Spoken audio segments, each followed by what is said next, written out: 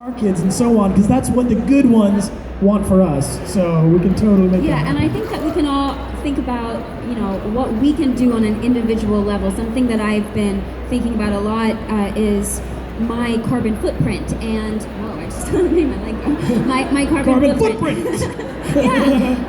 But the waste that I put out, and been thinking a lot about my plastic use and what single-use plastics, like plastic cups and straws or bags, or even like when we're on an airplane and they come to give us a fork and a spoon and everything, but it's all individually wrapped, and I'm like, I'm not going to use this because I don't need to open this. I don't need to create more waste.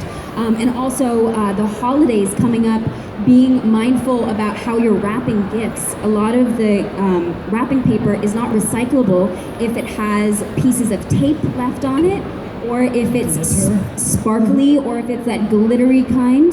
They can't recycle that.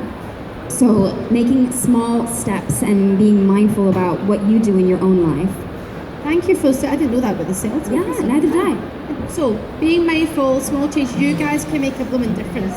So, I mean, if anything but subtle, let's bring it up. How's Death Stranding going? See, that's what we're up to if we don't recycle. Exactly. That's the moral of the game, right? Just watch those Twitch streams, that's exactly. So, I watched some Death Stranding online, various streamers. It looks mental. Are you enjoying it?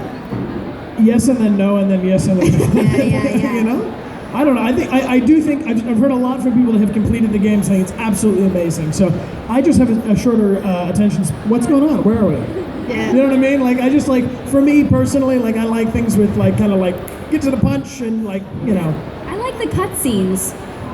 It's super cinematic and it's gorgeous. I heard that once you get past chapter 3, things get better. We're at chapter 2, and we've been there for a while. So we'll see.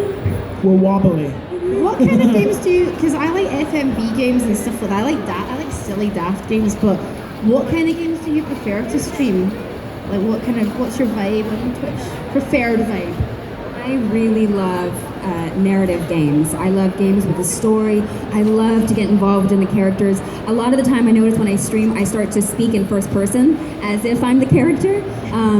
But I mean, story games are the best, and especially if they're a choice-based game. Like Detroit is the greatest streaming game because you can ask the community, what should we do? Circle, X, or square? Do we let him go? Do we not? And those are my favorite types of games to play. Games with consequences, where it's everything really adds up and it makes a difference what you did earlier in the game. We also really love the fact that everybody on the community has been recommending games for us. So, for the most part, you've done a great job. Yeah, we're going to be playing Life is Strange 2 starting this coming weekend. And I'm so excited next weekend. Because I loved Life is Strange.